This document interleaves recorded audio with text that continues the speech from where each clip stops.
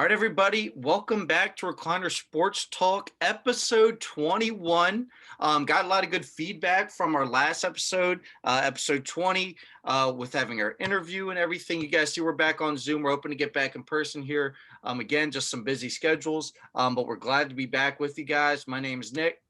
I'm Brandon. I'm Zach. All right, quick show for you guys here today. We're going to cover three categories here. All-time starting five in basketball, NBA, of players who did not win MVP. A lot of players win MVP that you didn't even realize when looking back there. One player that is under 24 or 24 that will 100% be in the Hall of Fame that's in the NFL right now. So a little prediction there. Obviously, some guys have been in the league for 2-3 years and are still at that 24 and under. And then lastly, as the no-hitter lost its flair, obviously with some recent no-hitters, not as much talk necessarily. So we'll get into that.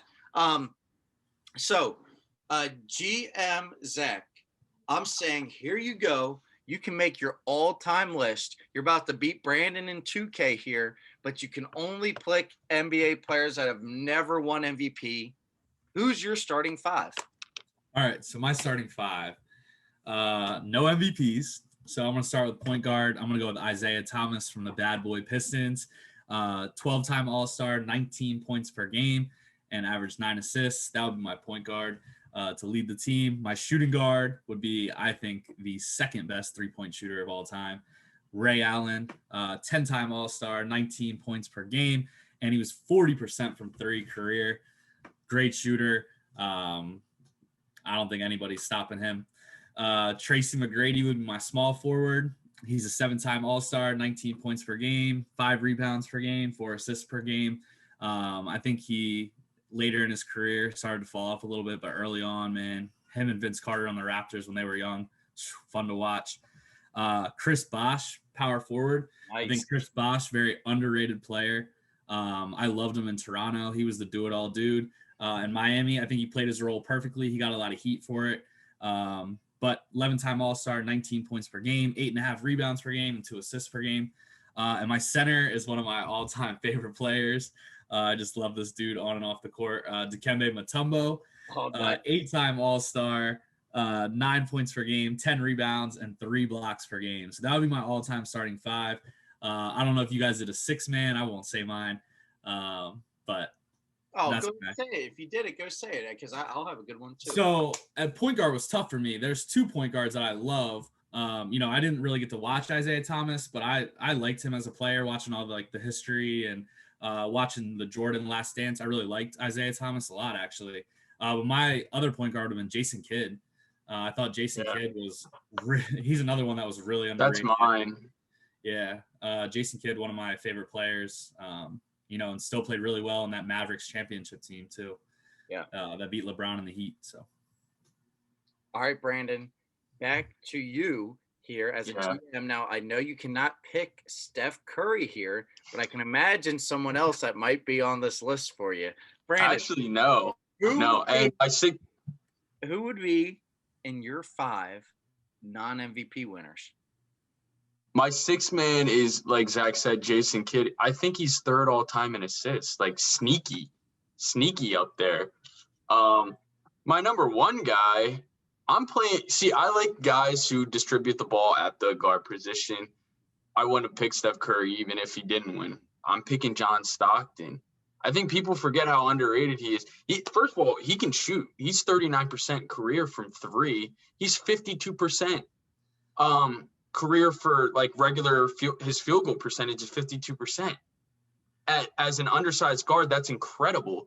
By the way, he's only the assist leader, 15,806 assists. That's 3,800 more than second place. The dude knows how to pass the ball, and he also can score if he wanted to. My number 2 guy, Dwayne Wade. People forget, before LeBron got there in 2010, Dwayne Wade was literally, neck and neck with Kobe. He was that good. In fact, Dwayne Wade was the 2009 scoring champion. He can score. Unfortunately, we never got to see him completely in his prime by himself. I think 2010 would have been that, but obviously we know what happened. But he won as the number one guy on that 2006 Heat team. I know Shaq was there, but it was later in Shaq's career. Dwayne Wade was the alpha there. He was the 1A. Shaq was still dominant, but I get he was, but it wasn't as much as obviously LA and Orlando. He kind of, went down. That was his 12th year in the NBA at that point. He gained a little weight. Shaq was obviously a Hall of Famer still at that point. He was playing that level of competition, but Dwayne Wade was even better than that. I think Dwayne Wade will be in the Hall of Fame. My 3 guy is Scottie Pippen because I need some defense. Talk about an on-ball defender. No, seriously, he might be the best on-ball defender.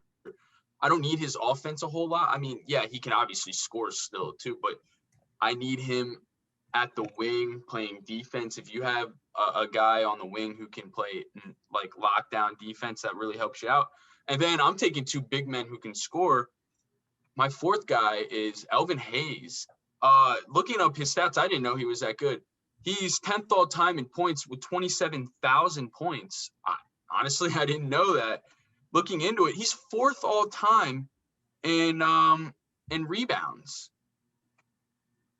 What? I never heard of this. I mean, I've heard of him. I know he was on, I think, the Wizards, but people don't bring him up ever. He's 4th all time in rebounds, 10th all time in points, and then he averaged 2 blocks a game. He's 25th all time in blocks.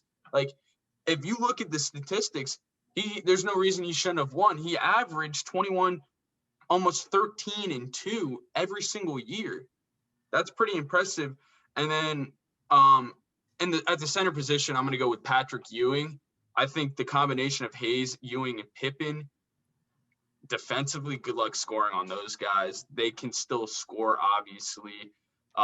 That's why I have Wade at there as a surefire bucket. I think that 5 works well together. I need Stockton to get it in the post to Hayes and Ewing, which is why, I picked him as well. I like it. Right. Well, if I do my 5, unfortunately, I don't have really any crazy picks here based off what you guys said. I'm also going Isaiah Thomas at point guard. Obviously, bad boys like you're saying there. Dude that's going to come in with some attitude. He's going to play ball. 2 championships on his resume there as well. Listen, he's a basketball mind. I want that guy running point for me day in and day out. And then my shooting guard there, like you guys said, Brandon, Dwayne Wade. Give me Dwayne Wade. The dude's won 3 championships. He's a dog. He's a guy that lives for that clutch moment as well, even though he's played with guys like Shaq, LeBron, Chris Bosh, so on and so forth. He's a dude you want late in the game handling the ball. Next, my small forward, Scottie Pippen, obviously the 6 rings there. Listen, obviously MJ, that's what everybody says. Well, guess what? These guys all playing around him on my team right here are also very good. So he will do good as well. Just looking at some of these numbers when they were really good with him, 21 points, 18 points, 22 points, 21 points. These are all averages by year. Okay. The dude was a baller, obviously, and Brandon talked about his defense. So if we're going to go a tough team, you guys got to know who I'm going to say right here. Dennis Rodman, if we're going to go tough as nails, right? Because I could have gone a scoring type guy, but I was like, let's just stay tough. Hey, this game might be 50-49. Who knows? But the dude just got rebounds, played hard all day. And just like Brandon said, I'm staying tough to the man that never got that ring, but is an all-time great in college, is an all-time great to never win it. Patrick Ewing obviously had that little run with Georgetown this year. Listen, that team right there, no one's going scratch-free to the rim, all right? That dude is being very tough in there with Dennis, Scottie, Isaiah Thomas at the point. Dwayne Wade's a big dude, as we know. And then my first guy off the bench, everybody, Patrick Ewing, man, he's going to do great for us. But I want to say this guy because this might change at the end of the season. Who knows? Give me Joel the Process. Oh, stop. There. Ewing, he's going to be scoring in the post. Oh, Who's stopping those 2 big guys? And guess what? If Dennis Rodman's, we need to score late, Hey, come on, NMB. We'll take. You can play power forward. You can stretch out. You can be that stretch four for us. Hey, listen, that team right there. Again, like I said, might be winning games 50-49. Who knows? All right, but that was. I thought. What did you guys think? I thought it was pretty fun just looking at guys who didn't win MVPs that are obviously Hall of Famers or going to be Hall of Famers. Yeah. I know Ray Allen never got Ray higher Allen, than nope. 9th place, Yeah. something like Yeah, that, something like that. or like 11th place. I know Pippen got second, which shocked me. I didn't think he'd get second one year. Yeah. There were so many good players to choose from, and that's what made it hard. Like you could have made 2 lineups, Yeah. like, literally played each other. But it was cool to see. It is wild to see how many guys that actually started in the NBA and are Hall of Famers that didn't even sniff. I forgot that Dirk made won the MVP in 2007. I could have sworn he didn't, but he did. I forgot he won a championship too. Everyone forgets that one versus the Heat that first year. I don't forget that because it was one of the most shocking runs that I've ever seen in the NBA. They were so old. I don't know how they won. Their roster was so old. I was listening to on the radio, he's one of the most underappreciated players ever to come to the NBA. He has to be. Was he fifth all time in points scored? Yeah, and he shot 40% from 3 as a 7-footer.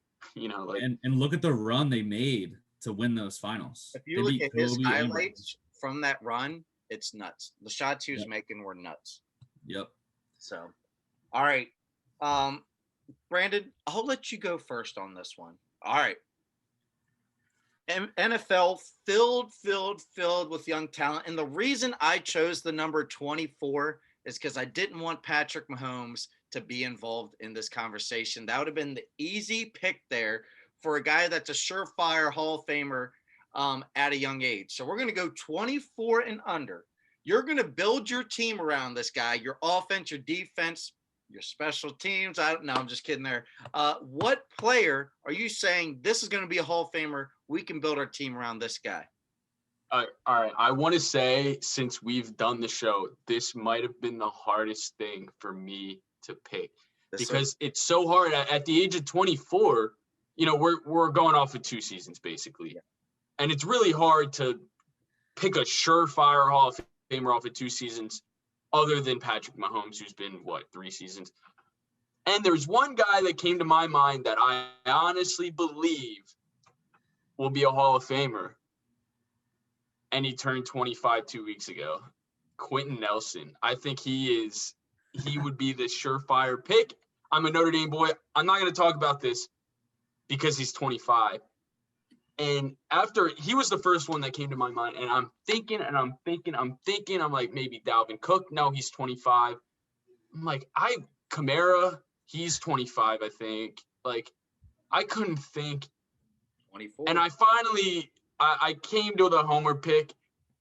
I knew it. You're probably going to know what I'm going to say, but I really do. If he's healthy, Saquon Barkley will make the Hall of Fame. It's tough to say, and Zach, I know you're a Barkley guy, but come on now. His first season, he had 2,000 yards from scrimmage. He averaged 4.8 yards a carry. He had 91 receptions as a running back. His second year, he only played 13 games. He had 1,000 yards rushing still in 13 games or 12 games or whatever. He had 55 receptions. He's still 1,600 yards in 13 games. His career, he's averaging 4.7 yards a carry. That's pretty good. His touchdowns, he has 18, 19, whatever. That's not that good rushing touchdowns. But I think the talent's there. We all know it. His rookie year, he broke more. He had more 20-plus yard runs than anyone else. He reminded me of that young AP where he touched the ball, he could go to the house every single time. Again, this is a tough question. If healthy, I believe Barkley has the talent to be a surefire Hall of Famer. But again, you're asking me, too young into their career. It's tough to say because injuries can add up. Barkley's coming off an ACL. AP was able to come back from that. We'll see. Can Barkley do it? If he can, he's a surefire Hall of Famer, in my opinion. All right, Zach. So here you go. The Eagles. If you could say, come on, give me this one guy and for the next 10 years, I could buy as many jerseys I want. I know he's not going anywhere. He's going to be a Hall of Famer. Who is it?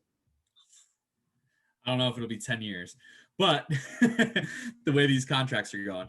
But this wasn't really a hard question for me at all. Honestly, the only thing that I agree with Brandon, the injuries in football, it's hard to say, hey, this guy's going to be a Hall of Famer right now at 24 because there's so many injuries in football. You never know what's going to happen down the road. But Christian McCaffrey, 24 years old. I think he is 24.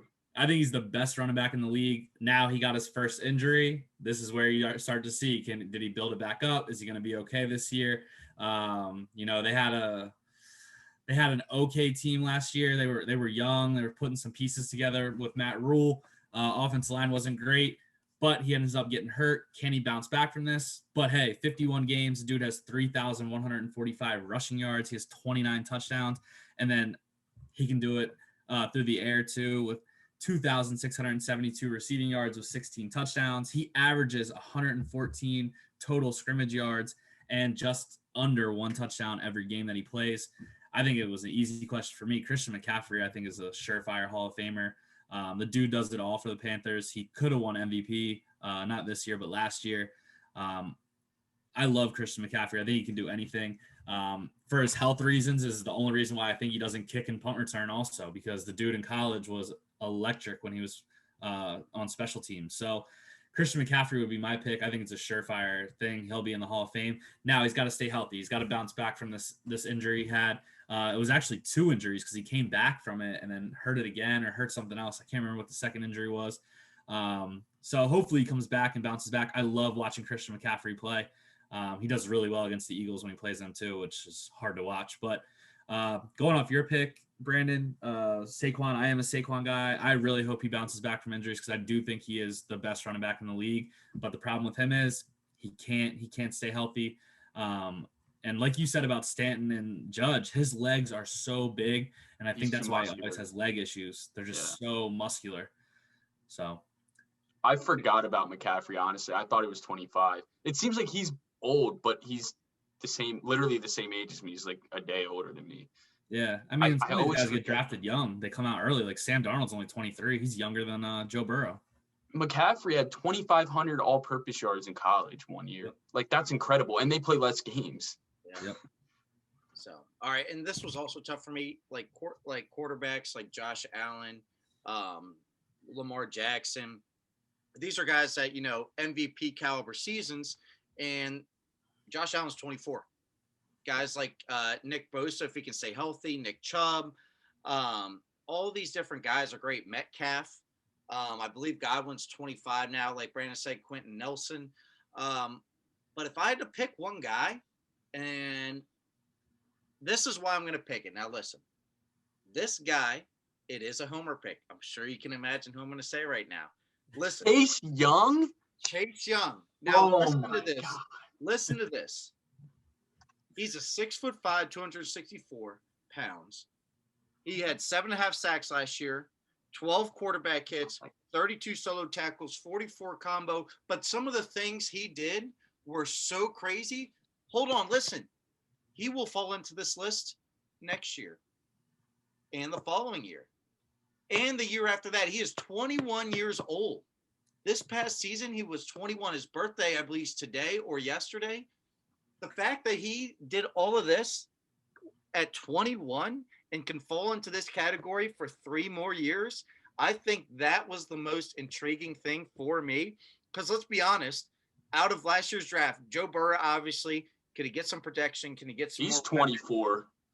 Yes, exactly. He'll be 25 this year. Well, probably the for sure best pick of the draft. Rightfully so, the number 2 overall pick. You could say Chase Young without a doubt, because again, Joe Burrow got hurt. I'm just saying for their first year. And again, he might have been one of the youngest dudes in the entire draft, yet he was the best one.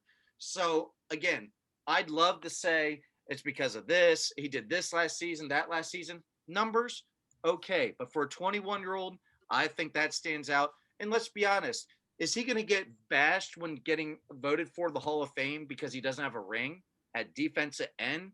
It'd be different as a quarterback or one of these guys. Defensive end, you put up the numbers, you stay healthy, guess what? Probably going to be a Hall of Famer. Like a J.J. Watt, going to be a Hall of Famer. You know what I mean?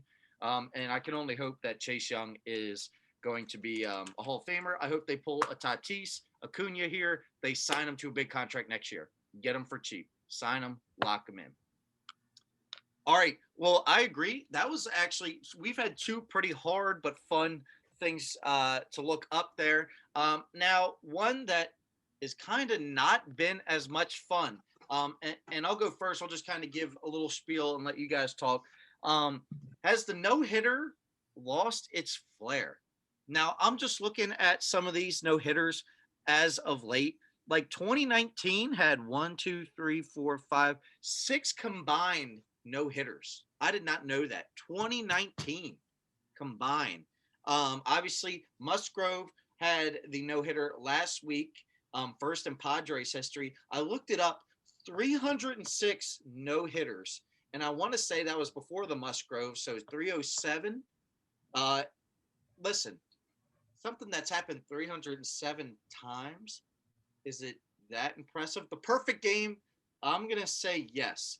But with the no-hitter, you just run into some of these all-time bad teams or just a team on a bad day, right? And listen, I understand it's hard because you're facing professional hitters, but like that game yesterday, Giolito and Bieber, what was it, 0-0 through the 8th, 1 hit, 2 hit, all that type of stuff. These pitchers are really good right now, but 307, that's a lot, fellas. That's a lot. I think the cycle's a lot cooler. You can name a whole bunch of different things. I think the no-hitter's losing his flair. Perfect game will never lose his flair. What do you guys think? Go ahead, Zach. For me, I hate to say it loses its flair because I do think it's really hard to do. But the way baseball is going right now, the strikeout numbers are up. All these teams want power guys. They want guys who are hitting for, slugging percentage instead of average. And that's there's been a lot of low scoring games with the ace pitchers on the mound. I just showed you today, Colby Burns, he has let up 1 run and 3 starts and 4 hits, and he's 0-1 because both his team and the teams that he's facing can't hit him, and he's facing, his lineup is facing the other team's ace on that day, and they just can't hit. I think the pitching has gotten a lot better, and that's the other thing too, that the strikeout numbers are up. Power guys are just swinging for the fences, not hitting for average. So yes, the perfect game is the flair. That's what everyone wants to see. It's very rare, and I looked that up too. It's been 306 no-hitters since 1876, and it's only been 23 perfect games since 1876. So perfect game is definitely the hardest thing to do, especially because all these pitchers, yes, the pitching has gotten better, but some of the walk numbers are up too. These dudes throw so hard that they don't always have control of their stuff. So you're at least going to walk 1 or 2 guys, but also you don't want to pitch in the zone to some of these guys because if you miss, they're hitting it 700 feet. I mean, that's the joy and the best part of baseball is it's a war every time a pitcher and batter are going at it. You don't know what's going to happen. It's just not predictable. And it was awesome to see the no-hitter. I love it. It just stunk that it was a late game. It's a West Coast game playing at 10 o'clock. So nobody's watching it on the East Coast. And that's where baseball loses out on the attention. And yes, they shared it. But again, it's a 10 o'clock game. You don't see it till the next morning. And then it's just oh, awesome. It happened, but I missed it. Moving on. Perfect game. You're looking into it. You want to see what happened. How did he do it? No hitter. It's just kind of okay. And that's a shame because a no hitter is hard.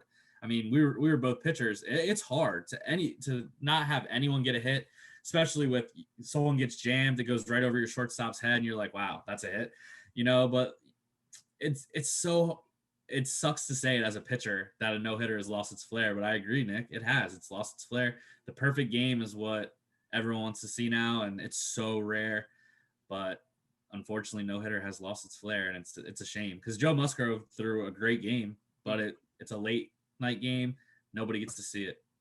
Yeah, and a little disclaimer here. I'm not saying it's easy by any means. Trust me. Yeah, no, I know. But I'm saying the amount of them. Imagine going out, once every couple months seeing a shooting star. Yeah, that's cool, but you notice it because you don't see it really ever. Yeah. the no hitters, like 2019, like I said, had all those combined no hitters. Loses a little bit of its flair when it's combined. And 2019 had a lot of them. 2018 had 1, 2, 3, 4, 5, 5. When it happens that many times in a season, it's like, Yeah. okay, it happened. That is cool, but it's Right. not there. Brandon, what do you guys say? I think, Zach, you're totally right that it's lost flair because of the time of the games. I had this conversation at dinner the other day. When our dads were that age, they had day games mostly. Like teams played during the day, or they would play, like 4, even the late games would start at like 7 or 4, whatever. Now they're coming on at 10 because ESPN wants to do double headers, like the whole 7 o'clock East Coast, 10 o'clock West Coast. And, baseball can be, it can be lengthy. So, who's staying up till 1 in the morning East Coast time, where most of the population of the country lives? No one's doing that. I mean, we all have jobs. So you can't do that. But you brought up a good point, Nick. The way baseball is moving with pitch counts and everything, these guys are getting taken out. No matter, even if they're dominating, they're getting taken out of the game. No one wants to see, 5-man no hitters. Like, I'm sorry, that does discredit it. I just think these coaches that take out guys who are dealing.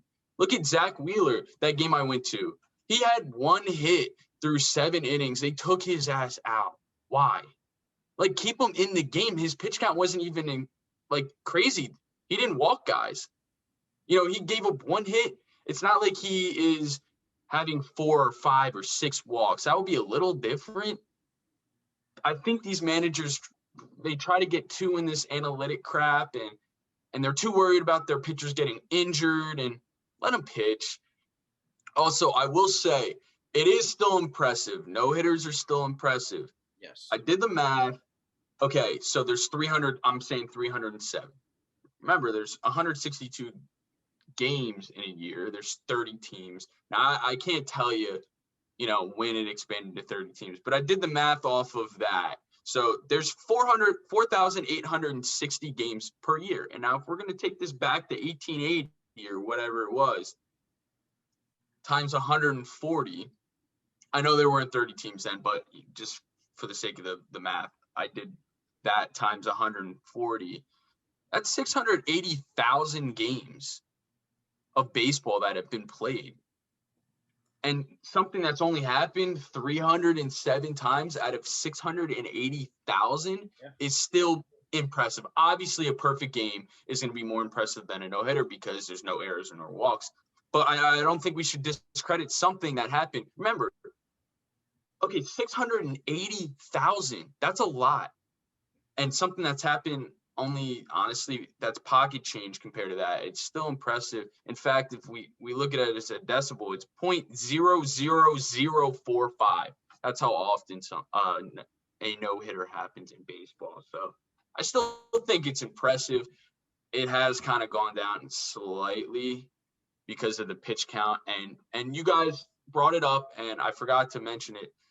The strikeout, people are just trying to kill the ball now. A lot of guys aren't going for average. So, when you're not going for average and you're getting a team like the Yankees, for example, who just try to hit home runs, you can, shut them down, basically. So it is possible. Yeah. And to the amount of injuries, sometimes you get a bunch of guys off days, all that type of stuff. Sometimes I know you guys know just from fantasy, it's like, this guy gets an off day every couple, once a week here, and he's not a catcher. So when things like that happen, it kind of lessens it too. Now, obviously, like you said, Brandon, if you're facing the Yankees with all those guys and that happens, well, that's pretty impressive. Hit the Dodgers, let's go. No hitting the Rangers this year. I'm going to say nice. Again, very hard to do. Not trying to discredit it, but that flair of, oh my gosh, not there as much, right? And I think you're right too on the late games. Tough to follow it. I wake up, I go to work, boom, games are starting by the time I'm really following this stuff again. Double tap Instagram photo, cool. Moving on. Yeah, basically. Yeah. So That is it for episode 21, everybody. Quick one, good one. You guys got any last words here before we close it out? I have one thing to say, and I didn't think of it until we talked about this tonight, but have you guys noticed both the college football championship and college basketball championship start at 9:30 now? When did that happen? It used to be 8, and then I remember it being like 8:30, and then it was like 9. Why is it 9:30 now? I know they're trying to get that West Coast audience, but still, like 150 million people live in the Eastern time zone. Why are we doing this? 9:30? I can't even stay up to watch. I mean, I can, but I'm not going to feel great the next day. The college football championship, that game didn't end till like 1. Come on now. I think you should start it at 8. And then that's still 5 on the West Coast. You know, most of those people are starting to get off work, and it's still feasible. I feel like they lose out when it's at 9:30. Yeah, because people can on the West Coast still go to a bar after the after work, or like you said, 5 o'clock. That's not a bad time to watch a game. 9:20 or 9:30 is a bad time to watch a game for us over here. Yeah, it's like they kind of just appease to the West Coast all the time. That's what I don't understand. Like 9:30, you lose all the kid audience, you lose the family. Exactly. And that's what I've never understood. Move Super Bowl off a Sunday. Yeah, make it a Saturday. That's true too. Make it a Saturday, make it a prime time. Just maybe like a 6 start, and just you get everybody watching it. Sunday you know what? That's a good point. Why are the college games on Monday? Yep. I never understood that either. What the heck? I forgot about that. Super Bowl, at least it's at 6 or 6:30. You know, that's feasible. But like you're right, it should be Saturday. Yeah. Yeah, crazy. And it's weird that what they're doing with that with the audience, like you said. 5 o'clock's not a bad time. 9:20 affects a lot more people there. What I was going to say there is Thursday, April 29th, mark it in your calendar. We are going to do a pre-mock draft, okay? So be ready for that. Be cool if we could get a little interview there. We'll have to work on that. We got 2 weeks to work, or even leading up to that. So just again, mark that in your calendars. Be ready for it. I know we're pumped. We're already texting about it. So we'll have to be doing some research on that for sure. Zach, you got anything? Only thing I got is the Sixers are up on Brooklyn a half. So let's go Philly. Yes, sir. Keeping that number 1 seed. All right, everybody. Well, thank you for joining us again. Sorry for being on Zoom, but like you said, had some busy schedules. We're glad we can get this content out to you guys. Please keep on commenting. Please keep on liking. Please keep on watching because we appreciate everything. Let us know some of your opinions on the show, please. So my name's Nick. I'm Brandon. I'm Zach. All right. We'll see you guys next time on Recliner Sports Talk.